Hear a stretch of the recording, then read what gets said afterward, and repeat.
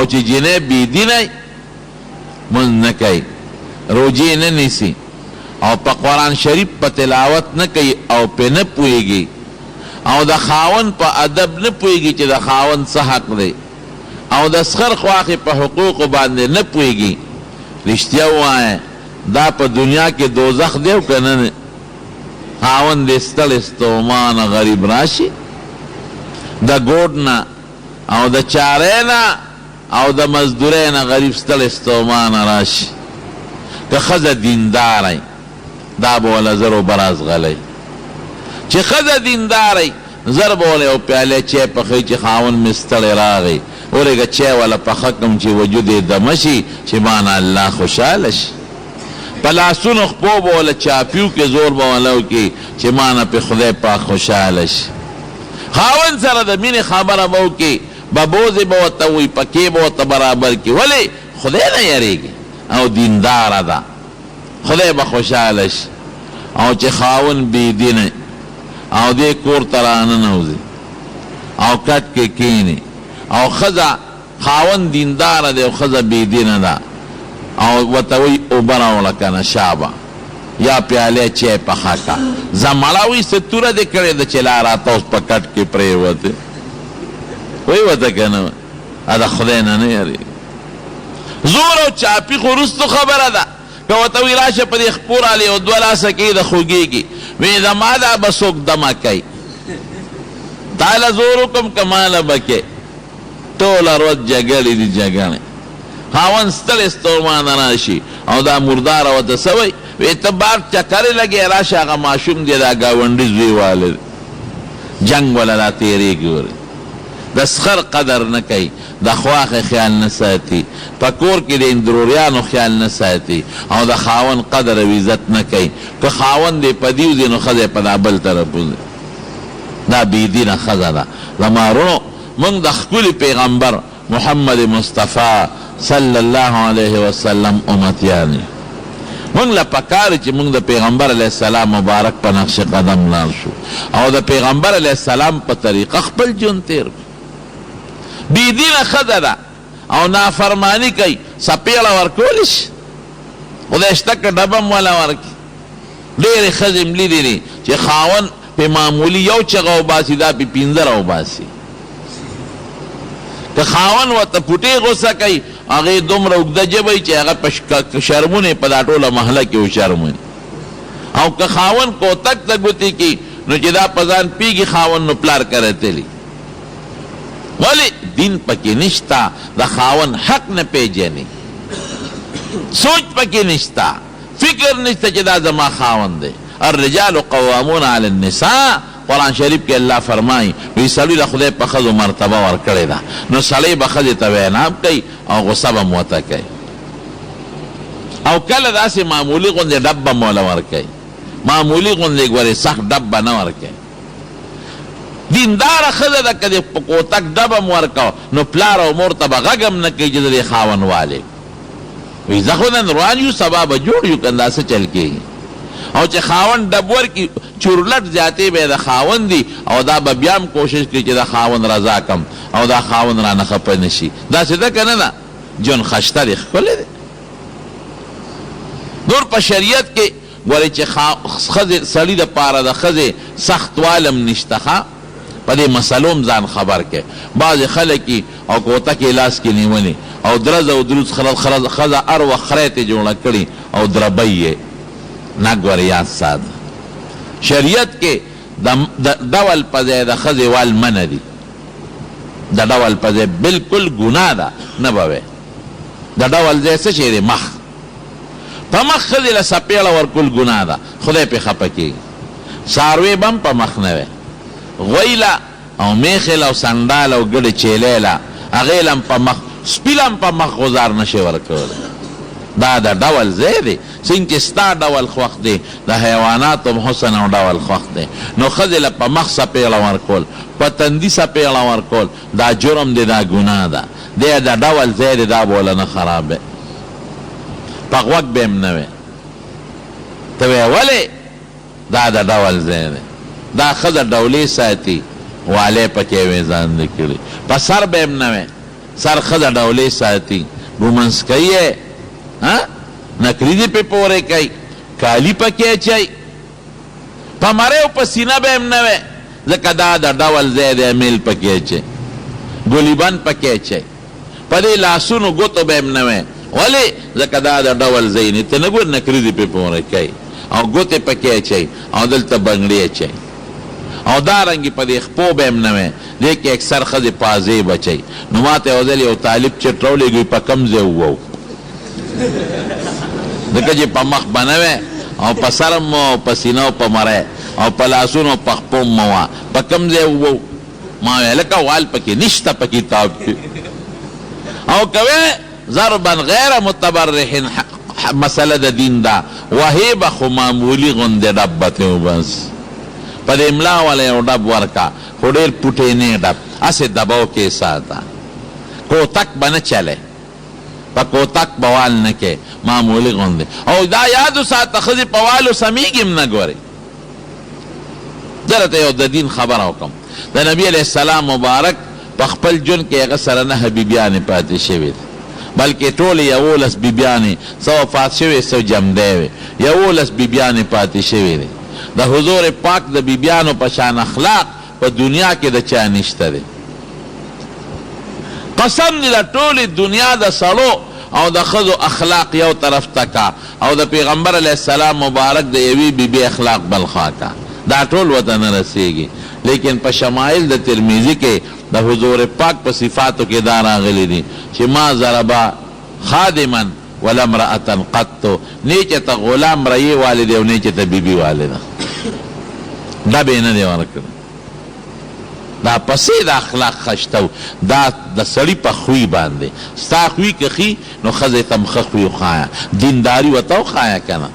د خدای نه ویروه دا ښه خوی دی په والو ټکول یې نشي سموه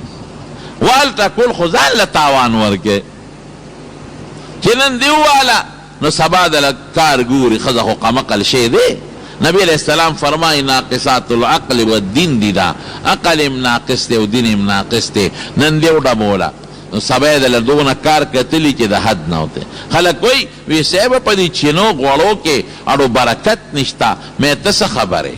برکت پکې شته خو ښځه د ډبولې د هغې د لټول لختي کې اړولې دي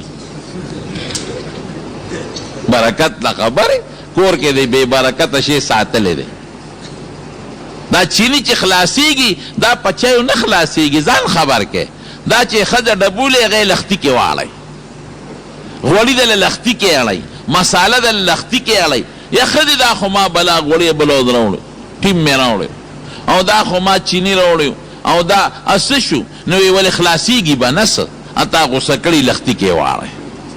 دا یې تکله شو سره وړه ته ډبو باسه زه سره دا لوبه کوم دا ګوره زه حقیقت ویم دا ما ته ځکه پته لګي چې د دې ښځو سړو روان یا جرګې مونږ له بیا راځي چې ډډونې لټو دقه لوبې کړي جامې دي چې شپې دې وهلې ده او سار له جا جوړه چې دله به ښه جوړه در کې اسري کړی یا ښځې دا لستوڼې خو یې سوځېدلې دي وی دا اسري ګرمه وسوځېد نو زه څه وکړم دی قصدن دله سوځولي نو دشمن ځان ته به دشمن نه جوړی وال ټکول مکه په والو ټکولو ښځه روانېږي خرابېږي په والو ټکولو ګورې ښه کېږي نه دل ورته وښایه قرآن ورته وښایه د پیغمبر مبارک د بیبیانو اخلاق ورته وښایه دینداره که لور چې بېدینی نو په زنځیرونو یې نشي سمولی او چې دینداری قسم په خدای یا به دې محفوظ ای بس یا به دې ساتي بیا او کور کې خو چر شور راځي گزاره به نه کې ښځې سره حضرت عمر فاروق رضی الله عنه کله چې امیر المؤمنینو په د اخر وخت کې حضرت علي صاحب ته وایي وی ستا دا لور ده د بیبي فاطمې رضی الله تعالی عنها ام کلثوم یې نوم وی دا ما ته په نکاح کا وی دې وخت کې مې واده ته حاجت نشته خو زما دا شوق دی چې دا د بیبي فاطمې لور ده نو چې دا زه په نکاح والم نو زما او د رسول الله مبارک به لاندې نسب یو شي ځکه د حضور پاک نوسی ده علي صاحب عربو کې دا رواج اوس هم نشته که د سړي عمر ډېري او د ښځې کمې نو پروا نشته چې دواړه خوشحاله یا د ښځې عمر ډېر او د هلک کمې چې خوشحالي پروا نشته. عبدالرشید کاکا ناست دی هغه ته پته ده داسې ده که نه چې دواړه خوشحاله پروا نشته. حاجي صاحب ته پته ده. زمونږ وطن کې دا خلک بد ګڼي وایي بوډا سړي له یې ورکړه او ښځه به عمر نه به زیاتي سړی مړه نیا دې وکړه بوډۍ دې وکړه نیا دې وکړه. دا زمونږ د خلکو دا پیغورونه دا خطرناک شی دی. نه چې ښځه هلک ښځه او سړی سره هلک سره خوشحاله پروا نشته یا جنۍ سړي سره خوشحاله هېڅ پروا نشته عمر زیاتي که کم. نو علي صاحب ورته وایي خوښه به دې نه شي وی زه دې درلېږم یو څادر به ونه ورکم نو که دې خوښه شوه نو وی څادر مې خوښ دی او که دې خوښه نه شوه نو وی څادر مې نه دی خوښ. نو په شریعت کې چې څوک یو جینۍ کوي د هغه مخ ته کتل جایز دي دا جینۍ په دې چې خوښېږي او که نه خوښېږي. کې خوښه شوه خو ډېره ښه ده کې خوښه نه شوه. ډېر خلک یې مور پلار ولا بې کتو جینیو کې او بیا جینۍ نه خوښه نو د جینۍ عمر هم په دار شو او د هلک هم په دار شو. داسې ده که نه دا نکاح داسې شی دی چې دې کې د دریو کسانو رضا ضروري ده. جینۍ هم تپوس وکړه د هلک دې خوښ دی که نه ولې که د هغې نی خوښه او په زور دې ورکړه نو ژوند کوم ځای تېرېږي. هلک نه هم تپوس وکړه جینۍ ورته وښایه چې وګورئ خوښه دې ده او که دې نه ده خوښه. او هلک او جینۍ هم که یو بل سره خوښي وي نو د مور او پلار مشوره دې هم پکې شامله کړي ځکه د جینۍ خو عقل کم دی او هلک هم عمر کم دی نو د مور پلار مشوره پکې ضروري ده. وی څادر به ورکم د روبۍ لېږم نو که دې خوښه شوه نو وی څادر مې خوښ دی او که دې خوښه نه شوه نو وی څادر مې نه دی خوښ. نو دی یې ورولېږله څادر یې ورکړه. وی امیر المؤمنین بابا مې دا څادر را کړی دی دا وګوره چې دا دې خوښ دی که نه. حضرت عمر فاروق کې حیا وه نو هغه یې مخ ته نه شو کتې مخ ته یې مخامخ نه شو کتې نو دې خپو ته یې ولا وکتل چې د خپو نه به اندازه معلومه کم جینۍ پې پیش وه. وی امیر المؤمنین وی ما دله څادر راوړه بابا مې وی دا ورته وښایه چې خوښ یې دی که نه نو څادر دې په ځای پرېښود زما خپو ته نیغ نیغ ګورې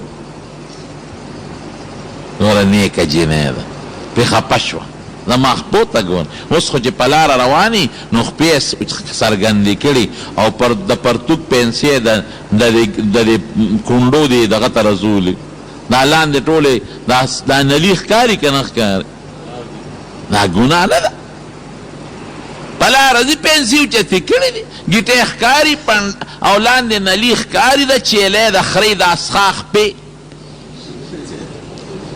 دا ولې ګناه کوي. رنګونه یې پې پورې کړي په رنګ یې خشته کړي ځان له خپې چې سړي ورته وګوري دا زنا ده. ګورئ چې ښځه داسې چال کوي او اندامونه ښایي لوپټۍ پورته کړې او سپېمې یې پټې کړې دا ګن ځای دې پټ کړی دی او مخ دې ښکاره کړی دی او تندې دې ښکاره کړی دی چې ما ته سړي وګورئ. ګوره یاد ساتئ نبي علیه السلام وایي هغه ښځه چې هغه د سړو توجه ځان ته پیدا کوي دا وی زناکاره.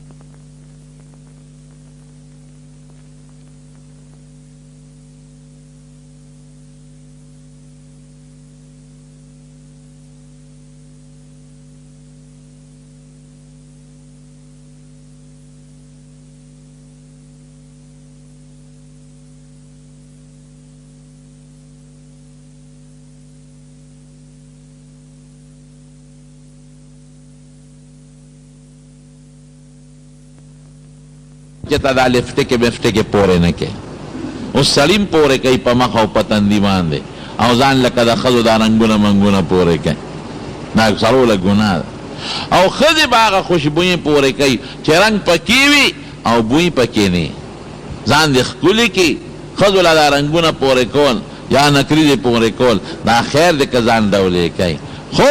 بوی والا نه. ولې بوی والا په دې وجه نه چې بیا د خلکو توجه ځان ته را پیدا کوي. دا نری لباس زمونږ د زمانې جینکو اچولې نری لوپټه برقه خو نشته خو یې غورځولې ده څادر او پړون یې ملاړ ختم شو، شته پړونې چادرګې شو. او دا زمونږ په دې علاقه کې چادرګي دي چې پېښور ته او پنډۍ ته او لاهور ته ورښکته شوې نو چادرګي هم ختم شوې دي. نری غوندې ریښې په دې مرۍ کې اچولي، بلکې د ډېرو ښځو لوپټم نشته، سر تور او دا مرۍ ښکاري او دا لیچې ښکاري، لستوڼو بغیر لستوڼو کمیسونه اچولي دي. تاسو اسلام آباد کې وګورئ پته به درته ولګي، بغیر لستوڼو او پرتوګونه یې غورځولي دي، پتلونونه یې اچولي دي او چا جنګي اچولي دي. دا حیا چرته لاړه؟